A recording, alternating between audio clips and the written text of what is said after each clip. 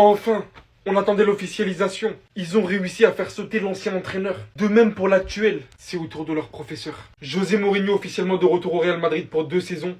Here we go. Et ils n'ont pas perdu de temps. Malgré toutes les rumeurs, je reste à Benfica, c'est pas sûr que je parte. José Mourinho et le Real Madrid ont déjà commencé à discuter de la stratégie de transfert. Le genre de joueurs dont ils ont besoin, les postes à couvrir, toutes les discussions ont commencé depuis un petit moment. Je ne sais pas ce que ces deux mecs sont en train de mijoter, mais tout comme à la Renaissance, j'espère que ça se déroulera de la même manière. Ainsi de la même manière aussi que lorsque Carlo Ancelotti est revenu au club. Mais tout ça, ça passera par du travail.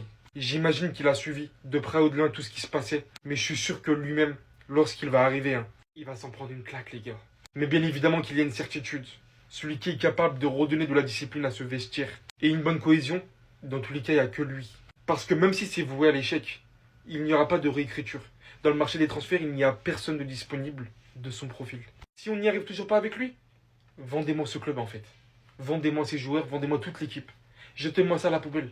Les gars, double coup dur pour l'équipe d'Espagne. Waouh! Firmin Lopez est forfait pour la Coupe du Monde. Il souffre d'une fracture du 5e métatarsien au pied droit. Il sera opéré dans les prochains jours. Waouh, waouh, waouh. Ah, franchement, c'est dommage. Je vous ai dit, moi, j'aime pas quand les joueurs ils se blessent avant la Coupe du Monde. J'aime bien quand tout le monde y va. Donc, première mauvaise nouvelle, Firmin qui est forfait pour la Coupe du Monde. Et la deuxième mauvaise nouvelle pour l'Espagne, c'est que Lamine Yamal, déjà, il est forfait apparemment pour le premier match de l'Espagne à la Coupe du Monde. Et sa présence reste très incertaine pour le deuxième match face à l'Arabie Saoudite. Donc, s'il n'est pas là au premier, il n'est pas là au deuxième, sachez qu'on n'aura pas un Lamine Yamal au top, ni au troisième, ni au quatrième match. Donc, c'est chiant parce que moi, j'aurais voulu voir un Lamine Yamal à 100% à la Coupe du Monde. Parce que sa condition physique, là, va poser question. Ça va faire un mois et demi qu'il n'aura pas joué. Donc, en fait, on ne sait pas comment il va arriver, dans quelle forme il sera à la Coupe du Monde. Donc là, pour l'Espagne, il y a deux mauvaises nouvelles qui viennent de Barcelone, en plus, les deux. Entre Firmin et Lamine Yamal, c'est deux gros coups durs pour l'Espagne. Hein.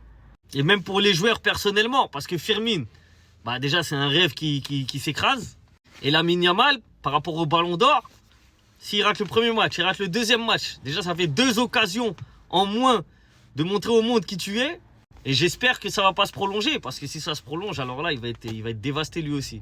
Les gars, c'est officiel!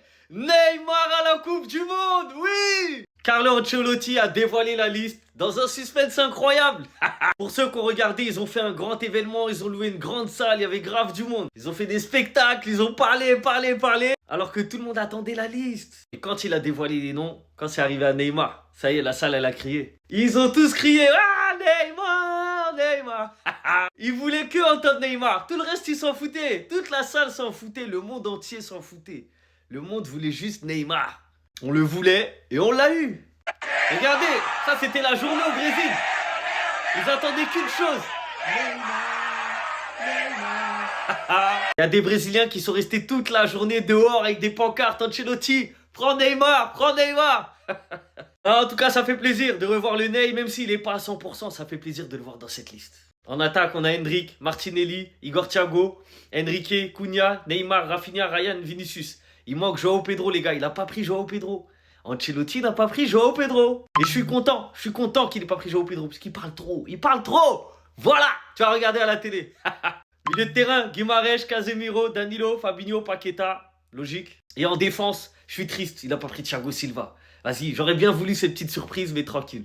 Alexandro, Bremer, Danilo, Santos, Gabriel, Ibanez, Pereira, Marquinhos, Wesley.